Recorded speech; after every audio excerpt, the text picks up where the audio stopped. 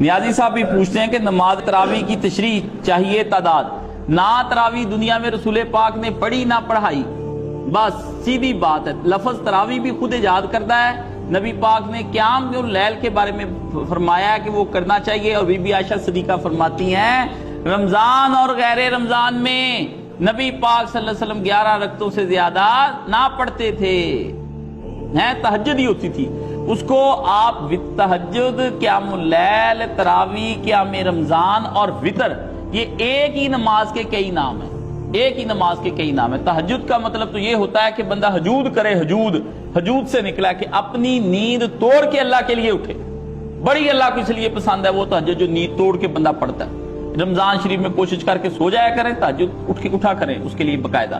تو یہ پہلے وقت میں بھی پڑھی جا سکتی ہے، ٹھیک ہے نا۔ بالکل آپ نے ابھی عشاء پڑھی، آپ کو پتہ بھی میں اٹھ نہیں سکتا، تو آپ نے عشاء عشاء کے ساتھ ہی اپنی تہجد کی دو نفل اور ایک وتر پڑھ لیں۔ اس کو آدھی رات کے وقت بھی پڑھا جا سکتا ہے، اور اس کو صبح فجر سے پہلے بھی ادا کیا جا سکتا ہے۔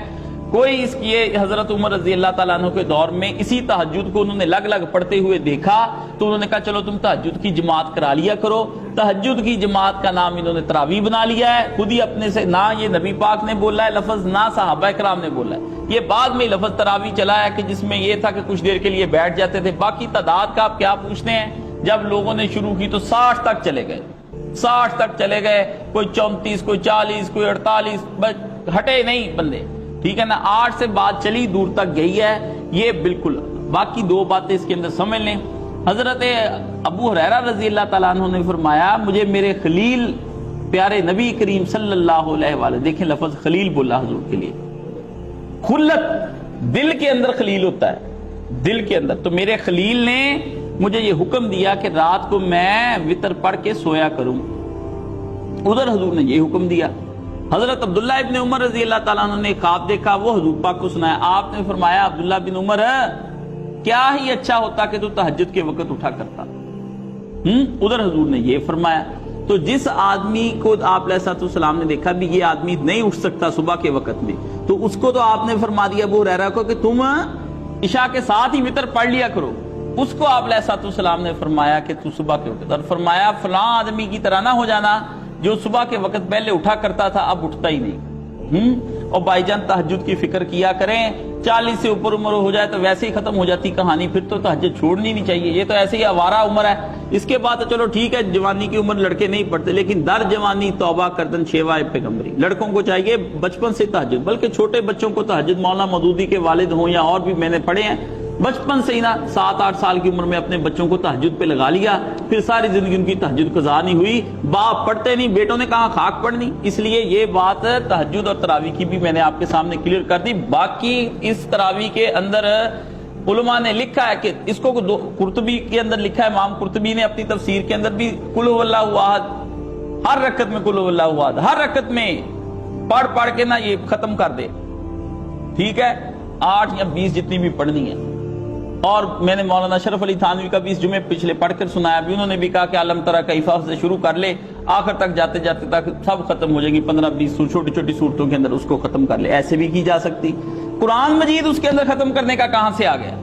اب قرآن مجید، پھر اس کی تفسیر، پھر اس کی آگے سے آگے چیزیں، یہ کوئی فائدہ نہیں بھائی جان، یہ تو آگے سے آگے آپ اگلے بندوں کو تہجد سے بھی بھائی آپ عادت ڈال لیں، 30 دنوں میں عادت ڈلی ہوگی، ساری وہ پوری اپنا سال ہی اپنا تہجد پڑھتے رہیں۔ اب یہ بندوں کا کیا معاملہ بتائیں کہ تہجد جاتی رہی امت کے اندر سے، امت اپنی تہجد ختم کر گئی ہے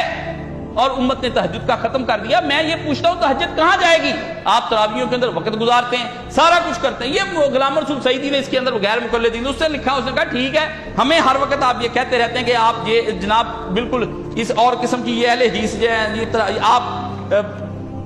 بدعت کرتے ہیں۔ اس نے کہا میں بدعت اور مخالفت سنت نبی کہتے ہیں 20 رکعتوں کو، کہتا میں ان سے پوچھتا ہوں ہم کے غیر مقلدین حضرات جو ہر رمضان اور رمضان کی ہر شب میں تراویح جماعت کے ساتھ پڑھتے ہیں اور اس میں ختم قرآن کا التزام کرتے ہیں، اس میں کون سی صحیح مرفوع متصل حدیث ہے؟ کیونکہ بخاری کی راتوں کے اندر تک حضور نے صرف 1 بار یا 3 رات قیام کیا، اور 8 رکعت آپ نے پڑھی جن کو آپ تراویح کہتے ہیں، اور وہ 3 دن سے زیادہ حضور نے پڑھی بھی نہیں۔ یہ پھر وہ پوچھتا ہے کہ ہماری تراویح صحیح جبھی ہونی ہے، یہ صفحہ 502 اور جلد اس کی نمبر 2 ہے، تو کہتا ہے ہم نے اگر شروع کی ہے 20 پڑھنی تو ہم پہ مناظرہ بعد میں کریں، آپ نے جو شروع کی ہے یہ کس نے بتایا؟ اور مولانا شرف علی تھانوی رحمۃ اللہ نے لکھا بھی قرآن مجید ختم کرنا کہاں سے آ گیا؟ تو کیا مسلمان چھوڑے ان چیزوں کو، اپنے گھروں میں تہجد کو زندہ کریں، صلو فی بیوتکم الا صلاۃ المکتوبہ، محمد صلی اللہ علیہ وسلم نے فیصلہ خود بات کر دی اور ختم کر دی کہ سب نمازیں اپنے گھروں میں ادا کرو سوائے مکتوبہ نماز کی جو فرض نماز ہے۔ اب کیا ہمارے گھروں کے اندر ہو رہا ہے؟ گھروں کے اندر سے بندے جاتے ہیں، وہ مرد کی نماز مسجد میں ہوتی، گرمی ہوتی ہے